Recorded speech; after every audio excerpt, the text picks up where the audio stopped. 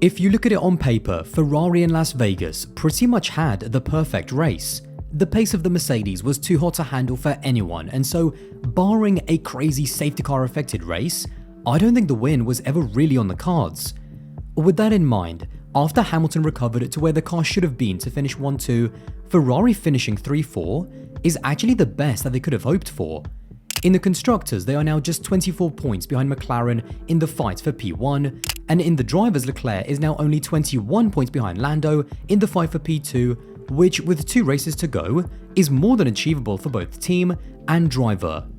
However, whilst mathematically Ferrari maximised their potential, the truth is that Ferrari as a team, and that definitely includes the drivers, didn't really execute the race in the best way possible, with Leclerc absolutely livid on team radio after the race.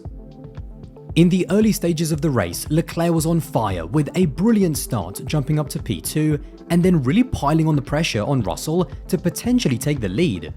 It soon became apparent, however, that he was taking too much out of his tyres, and in the cold temperatures, degradation and especially graining was much worse than the team expected. Leclerc's charge for the lead was brief. He was soon dropped by Russell and then let Sainz through as his pace really started to fall off, before then also being overtaken by Verstappen on lap 8, who in turn also overtook Sainz for P2. This is where things started to get a little bit messy. On lap 26, Sainz also encountered graining and was asked to let Leclerc through. Charles at this stage was clearly quicker, already within his DRS, and more importantly, a charging Hamilton, who was the fastest car out on track, was right behind them, meaning that if the swap wasn't done fast enough, it could get a little bit complicated with Lewis in the mix. Even though Sainz was asked, he didn't let Leclerc through on lap 26 or lap 27, potentially feeling that Charles just wasn't close enough and so he didn't want to lose the race time. Whilst Sainz was being asked to let Leclerc through, however, he was asking the team to box early, and so you had these two different conversations going on, whilst the entire time Leclerc is just getting more and more frustrated. And now, eventually on lap 28, Sainz did release Leclerc, but it was pretty dicey at the time because Lewis almost made it through as well. With Leclerc gone, Sainz decided to finally pit, being followed in by Lewis, but then bailed at the last second after he was told that the team was not ready for him.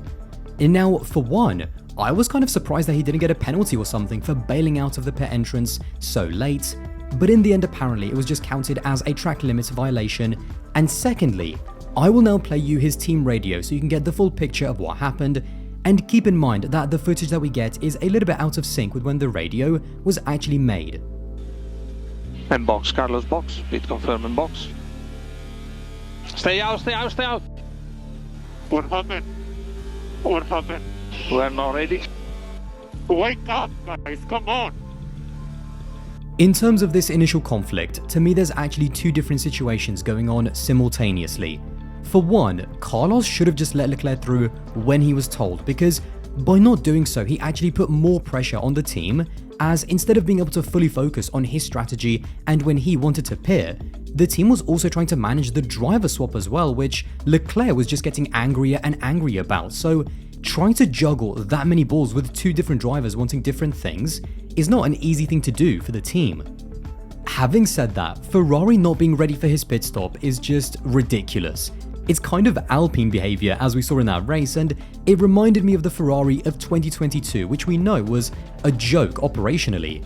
Carlos had indicated in the previous laps that he clearly wanted to come into the pits, so it shouldn't have come as a surprise that he might wanted to pit at the last minute. And considering that every single driver who started on the mediums then went onto the hards, it's not as if they should have had any trouble knowing what tyres he wanted to go onto as well.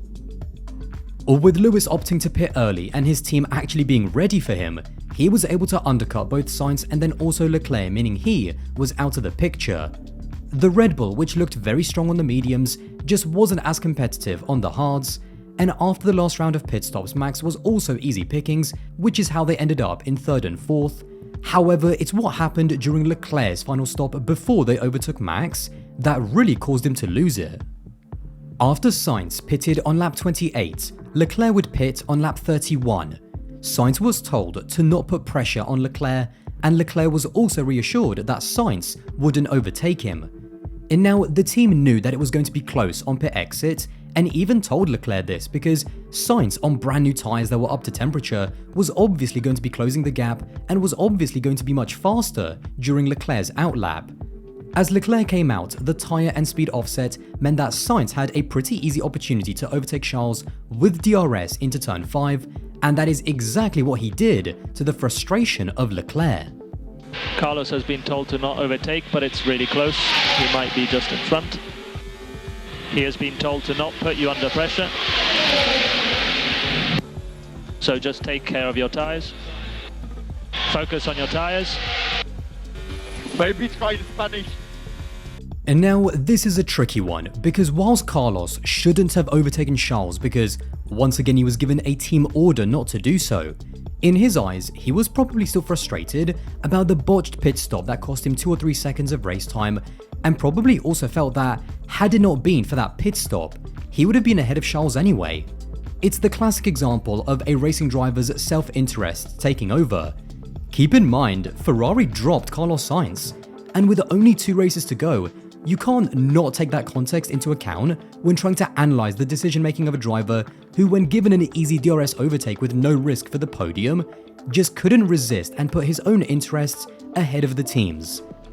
From there, the race was basically over with Sainz finishing on the podium and Leclerc absolutely livid on the team radio after the race in a way in which I have never seen before. Charles, you did your job. Okay, thank you. Yeah, I did my job, but speak over all the fucking time. It's not even being nice, it's just being respectful. I know but at one point it's always the same, so... You did the right thing for the team. After the race, Leclerc, Sainz and Vasseur were purposefully vague with the media, not wanting to say anything that would escalate the situation even more behind each other's backs, which I actually think is the right way to handle this kind of situation. In one interview, Leclerc said, "It's not about the team favouring one or the other. It's about things that we have been told and that weren't respected. But that's all good. I have already said too much. I don't want to go into details whatsoever." To reiterate, the weird thing about this race is that I think Ferrari actually maximised what was possible on the day, but the way in which they executed the race left both of the drivers angry at each other and also with the team. Leclerc was angry because although he played the team game, his teammate definitely didn't.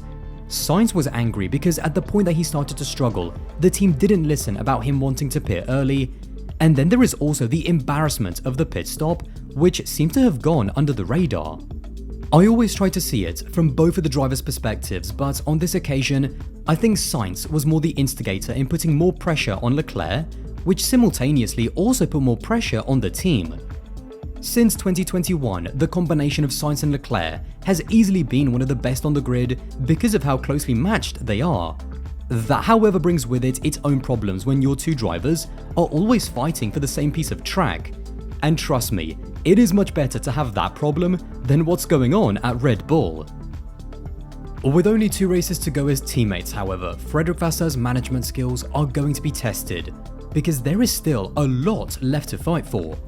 Even though Leclerc is just 21 points behind Lando in the fight for P2, Carlos is only 9 points behind Oscar in the fight for P4, and so it's gonna be interesting to see if Carlos is willing to sacrifice his points in the fight for P4 to help Leclerc in his fight for P2.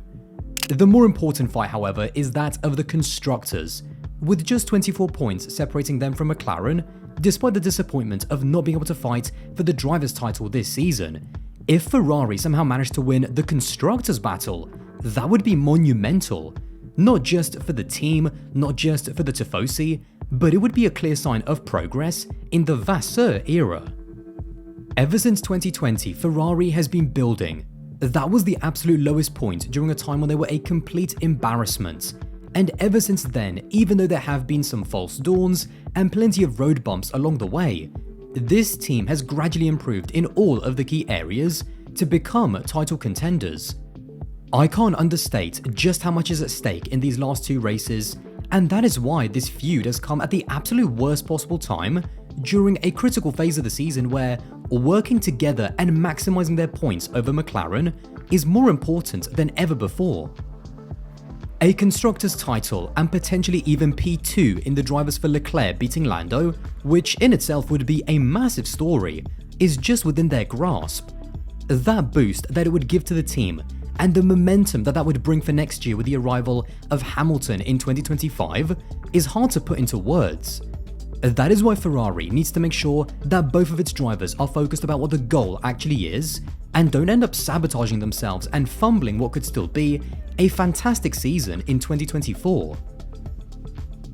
Well, there you have it. If you did enjoy this video and want to support the channel, then don't forget to subscribe, that would be massively appreciated, and I'll see you in the next one.